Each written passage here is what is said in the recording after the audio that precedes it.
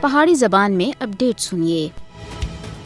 بھارت کشمیر دے اتنے جھوٹے بیانیے کو اگے بڑھانے واسطے مقبوضہ جموں کشمیر دی حقیقت کو لکانے کی کوشش کر رہا ہے۔ مودی حکومت دنیا کو دھوکہ دینے میں بہت بڑی ماہر ہے اور مقبوضہ جموں کشمیر دی اصل حقیقت دے اتنے پردہ پا رہی ہے۔ مقبوضہ جموں کشمیر وچ حالات معمول دے اتنے آننے دے بھارت دے دعوے ایک ماحول دے علاوہ اور کچھ بھی نہیں ہے۔ قتل و غارت گری، گرفتاریاں، جائیداد دے اتنے قبضے، ملازمین دی برطرفیاں سن بھارت دے نام نیاد معمول دے دعویاں دی خود بخود نفی کیتی ہے۔ مقبوضہ جموں کشمیر وچ معمول دا بھارت دا دعویٰ اس گل دے چکنا چور ہو جاندا ہے کہ مقبوضہ جموں کشمیر دے لوکاں کو کاراں دے اندر نظر بند رکھیا ہوا ہے۔ اس دی بڑی مثال حال ہی وچ جامعہ مسجد وچ میر وائز عمر فاروق دے سورے دی نماز جنازہ ادا کرنے تھے لوکاں کو روک کے دا ہے۔ بھارتی فوجیاں سن مقبوضہ جموں کشمیر کو ایک کھلم کھلی جیل دے وچ پٹا کے دا ہے۔ ہر دیہاڑے دی بنیاد دے اوتے انسانی حقوق دی خلاف ورزیاں مقبوضہ جموں کشمیر وچ ایک معمول بن گئی ہے۔ بھارت سن کشمیریاں تھی زندگی اور جینے دے حق سمیت تمام حقوق کھس کے دین۔ بھارتی قابض حکام سن کشمیر کو دنیا دا سب دے زیادہ فوجی جمع والا علاقہ بنا کے دا ہے۔ بین الاقوامی برادری کو بھارت دے اتنے دباؤ بنانا چاہیے کہ وہ کشمیریوں کو انہاں دے مستقبل دا فیصلہ کرنے دا